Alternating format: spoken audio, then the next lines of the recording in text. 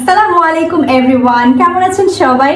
আজকে আমি কাঁচা আমের গামি ক্যান্ডি করে দেখাবো। তো দেখুন, গামি ক্যান্ডি দেখতে কত সুন্দর হয়েছে আর এটা খেতে অনেক মজা। টক ঝাল মিষ্টির একটা মজার ফ্লেভারে এরকম গামি ক্যান্ডি আপনারা কাঁচা আমের সিজনে করে ফেলতে পারবেন খুব সহজে। সেই রেসিপিটাই আজকে আমি আপনাদেরকে শেয়ার করব। তো চলুন দেখে নেই কাঁচা আমের গামি ক্যান্ডি।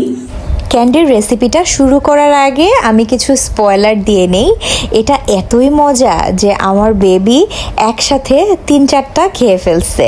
তো আমি আপনাদেরকে সেই ভিডিও দেখিয়ে দেব যে এটা বাচ্চারা কতটা পছন্দ করবে। তো এটাতে যদি একটু চিনির পরিমাণটা বেশি দেওয়া হয় সেক্ষেত্রে বাচ্চারা বেশি পছন্দ করবে, আর ঝালের পরিমাণটা একটু কম দেওয়া হলে বাচ্চাদের জন্য খেতে খুবই ভালো লাগবে। তো চলুন দেখে নেই।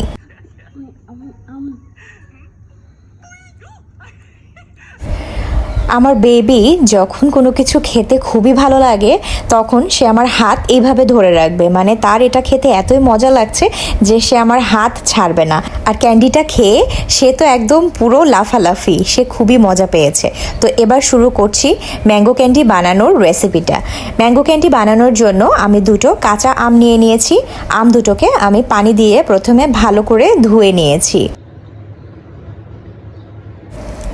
ধোয়ার পরে আমগুলোকে আমি একটা পিলারের সাহায্যে ভালো করে এর খোসাটাকে ছাড়িয়ে নিচ্ছি। আপনারা চাইলে এটা বটিতেও করতে পারেন। আমি এটাকে পিলারে ছাড়িয়ে নেওয়ার পরে বটিতে ছোট ছোট পিস করে কেটে নিয়েছি। আপনারা চাইলে ছুরিতেও কেটে নিতে পারেন অথবা এটাকে গ্রেটও করে নিতে পারেন।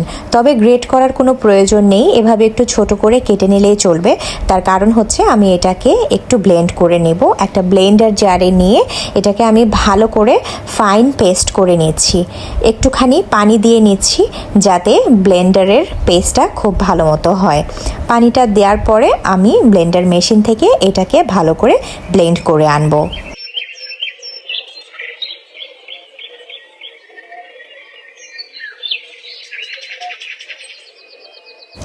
একটা ফ্রাইং প্যান নিয়ে নিয়েছি, এর মধ্যে আমের পেস্টটাকে পুরোটা ঢেলে দিচ্ছি, দিয়ে আঁচটা ধরিয়ে দিচ্ছি। খুব অল্প আঁচে আমি প্রথম দিকে এটার পানিটা একটু শুকিয়ে নেব। আর এটা খুব ভালো মতো নাড়তে হবে, নাড়াটা কিন্তু বন্ধ করা যাবে না। নাড়াটা বন্ধ করলেই ফ্রাই প্যানের গায়ে এটা কিন্তু লেগে পুড়ে ধরবে, তাই বারবার এটাকে নাড়তে হবে। এই আমের পেস্টের সাথে এখন আমি সামান্য পরিমাণে লবণ দিয়ে দিচ্ছি ভাজা জিরার গুঁড়া। এখানে খুবই সামান্য পরিমাণ করে আমি নিচ্ছি, কারণ এখানে 2টা আম। যদি আমের পরিমাণটা একটু বেশি নেওয়া হয় সেক্ষেত্রে মশলাগুলো বেশি দিতে হবে। আর ফাইনালি দিয়ে দিচ্ছি ঝালের জন্য শুকনা মরিচের গুঁড়া। আপনারা চাইলে শুকনা মরিচের গুঁড়াটা স্কিপ করতে পারেন। যদি বাচ্চারা খায় সেক্ষেত্রে শুকনা মরিচের গুঁড়াটা না দিলেও চলবে। যেহেতু আমরা বড়রাও এটা খেতে পারি তাই সামান্য পরিমাণ ঝাল দিয়ে নিয়েছি। এখন এটাকে হালকা হিটে ভালো করে পর্যায়ক্রমে নাড়তে থাকতে হবে। নাড়তে নাড়তে যখন পানিটা শুকিয়ে আসবে সেই পর্যায়ে হাফ কাপ চিনি আমি এর মধ্যে মিক্সড করে দিয়েছি। 2টা আমের জন্য হাফ কাপই যথেষ্ট। আম বেশি হলে চিনির পরিমাণটা আরও বেশি বাড়িয়ে দিতে হবে। এখন চিনিটাকে মেল্ট করে নিচ্ছি আমের সাথে। চুলার হিটটা কিন্তু একদম লোতেই থাকবে আর বারবার এটাকে নাড়তে হবে। চিনিটা মেল্ট হয়ে আসলে এর মধ্যে দিয়ে দিচ্ছি সামান্য পরিমাণের ফুড কালার। ফুড কালারটা অ্যাভয়েডও করতে পারেন, তবে যেহেতু এটা কাঁচা আমের তাই একটু গ্রিন কালারটা দিলে দেখতেও সুন্দর লাগে আর বাচ্চারাও এটা খেতে খুব পছন্দ করবে। আমারও কিন্তু কালারটা দেওয়ার পরে এটা দেখতে বেশি ভালো লেগেছিল। এখন এর সাথে দিয়ে দিচ্ছি ছোট 1 কোয়া লেবুর রস। লেবুর রসটা দিলে এটার ফ্লেভারটা খুব সুন্দর আসে আর এটার থিকনেসটা খুব ভালো হয়। তো লেবুর রসটা দেওয়ার পরে দিয়ে দিচ্ছি জাস্ট 2 পিঞ্চ বিট লবণ। বিট লবণটা দিলে এটা খেতে অনেক মজা হয়, তাই আমি এখানে সামান্য পরিমাণে বিট লবণ অ্যাড করেছি। এখন জাস্ট নেড়ে নেড়ে পুরো পানিটাকে শুকিয়ে ফেলতে হবে এবং আমের পেস্টটাকে একদম টাইট করে ফেলতে হবে। এক্সট্রা কোনো পানি রাখা যাবে না। যেই পর্যায়ে এরকম থিকনেস চলে আসবে, যখন একটু কড়াই থেকে লেগে উঠে আসবে, তখন বুঝতে হবে যেটা হয়ে গেছে। সেই পর্যায়ে চুলার হিটটা বন্ধ করে জাস্ট রেখে দিচ্ছি এটা ঠান্ডা হওয়ার জন্য। এরকম টাইট না করলে সেক্ষেত্রে কিন্তু ক্যান্ডি শেপে আনাটা একটু ডিফিকাল্ট হয়ে যাবে। এছাড়া আপনারা চাইলে যে কোনো নজেল টিউবে ভরেও কিন্তু ক্যান্ডি শেপ ছোট ছোট পলিথিনের ওপরে দিয়ে দিয়েও করতে পারেন। তো যে যেমন পছন্দ তেমনভাবে এটাকে ক্যান্ডি শেপে আনতে পারেন। আমি এটাকে ঠান্ডা করে নিচ্ছি, জাস্ট আমি এটা হাতে আজকে করে নেব।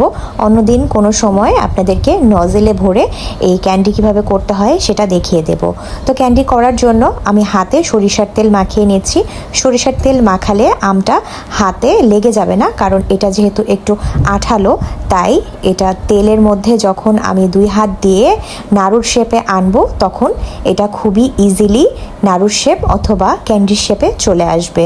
তো দেখুন আমি আমার পরিমাণ মতো যতটুকু আমার পছন্দ আমি ঠিক ততটুকু পরিমাণ নিয়ে জাস্ট 2 হাত দিয়ে নাড়ুর মতো করে গোল গোল করে শেপ ক্যান্ডি করে নিচ্ছি। আপনারা আপনাদের যে কোনো পছন্দের শেপে এটাকে ক্যান্ডি করতে পারেন, তাতে কিন্তু কোনো প্রবলেম নেই। আচ্ছা, এখানে নাড়ুগুলো যেহেতু একটু আঠালো, তাই নাড়ুগুলোকে আমি কিছু চিনি দিয়ে তার উপরে রাখছি, যাতে যে ট্রেটার উপরে আমি করছি বা যে প্লেটে আমি করব তার উপরে যেন লেগে না যায়। এজন্য সামান্য পরিমাণে চিনি ছিটিয়ে নিয়ে এর উপরে আমি ক্যান্ডিগুলোকে রাখছি এবং ক্যান্ডিগুলো আমি আস্তে আস্তে সবগুলো এক এক করে বানিয়ে নিচ্ছি। বানিয়ে নেওয়ার পরে এর উপরে সামান্য কিছু চিনি নিয়ে আমি ছিটিয়ে দিচ্ছি এবং হাত দিয়ে ঘুরিয়ে ঘুরিয়ে প্রত্যেকটা ক্যান্ডির গায়ে আমি চিনি লাগিয়ে দিচ্ছি, যাতে একটা ক্যান্ডি অন্য একটা ক্যান্ডির গায়ে লেগে না যায়। আর এটা বানানোর পরে অবশ্যই মিনিমাম 1 ঘন্টা নর্মাল ফ্রিজে রাখবেন, যাতে এটা আরেকটু বেশি টাইট হয়ে যায়। তো একটু বেশি করে চিনি দিয়ে দিয়ে ঘুরিয়ে ঘুরিয়ে সবগুলো ক্যান্ডির গায়ে লাগিয়ে দিচ্ছি। এতে দেখতেও সুন্দর লাগে, খেতেও সুন্দর লাগে এবং একটার গায়ে আর একটা লেগেও যাবে না। এটাকে আপনারা এয়ারটাইট বক্সে ভরে মিনিমাম 15 থেকে 20 দিন পর্যন্ত রেখে খেতে পারবেন। তো এভাবে ক্যান্ডি করে আপনারা বাসায় খেয়ে দেখবেন, সত্যি খুবই মজার ক্যান্ডি। এই সিজনে আপনারা এভাবে চাইলে করে ফেলতে পারেন।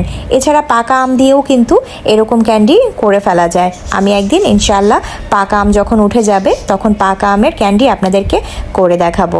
তো সবগুলো ক্যান্ডি আমি ঘুরিয়ে ঘুরিয়ে দেখুন কিভাবে সমস্তটা গায়ে লাগিয়ে নিচ্ছি। তো আমার ক্যান্ডিটা বানানো কিন্তু শেষ। এটা খেতে যে এত মজা আমি যদি আগে জানতাম তাহলে আমি আরও একটু বেশি পরিমাণে বানাতাম। তো যখন বানাবেন অবশ্যই একটু বেশি পরিমাণে বানাবেন, নয়তো চট করে কিন্তু সবাই খেয়ে ফেলবে। তো বন্ধুরা, আশা করি আজকের কাঁচা আমের গামি ক্যান্ডিটা তোমাদের অনেক ভালো লেগেছে। যদি ভালো লেগে থাকে তাহলে অবশ্যই আমার চ্যানেলটিকে সাবস্ক্রাইব করে রাখবে এবং লাইক শেয়ার কমেন্টস করে আমাকে অনেক ভালোবাসা দিবে। ওকে, তো গামি ক্যান্ডি তোমরা কে কিভাবে করো আমাকে অবশ্যই জানাবে। আর এটা খেতে খুবই মজা। পরবর্তীতে এরকম আরো নতুন নতুন মজার মজার ভিডিও নিয়ে তোমাদের সাথে আবারও দেখা করতে চলে আসবো আমি, সাদিয়া। ততক্ষণ পর্যন্ত ভালো থেকো সবাই। আল্লাহ হাফিজ।